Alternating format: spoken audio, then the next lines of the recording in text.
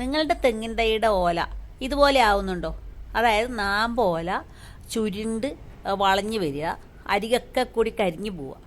ഇങ്ങനെ ഒരു സിംറ്റം നിങ്ങളുടെ തെങ്ങിനുണ്ടെങ്കിൽ മനസ്സിലാക്കുക, നിങ്ങളുടെ തെങ്ങിന് ബോറോൺ എന്ന് പറയുന്ന സൂക്ഷ്മമൂലകത്തിൻ്റെ ഡെഫിഷ്യൻസിയാണ്. ഹെൻ ആൻഡ് ചിക്ക് സിംറ്റംസ് എന്ന് അതിനെ പറയുക. രണ്ടോ മൂന്നോ തേങ്ങ മാത്രം വലുതാവും, ബാക്കിയുള്ള മച്ചിങ്ങയൊക്കെ കുഞ്ഞു തന്നെ ആയിരിക്കും, അത് അവിടെ തന്നെ പച്ചയായിട്ട് നിൽക്കും.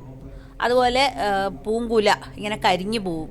ഇങ്ങനെയൊക്കെ ഉണ്ടെങ്കിൽ ബോറോൺ ഡെഫിഷ്യൻസി ഉണ്ട് എന്നുള്ള കാര്യം മനസ്സിലാക്കുക. ഈ ഒരു പ്രശ്നം ഓവർകം ചെയ്യാൻ വേണ്ടി ബോറാക്സ് ചേർക്കുന്നതാണ് നല്ലത്.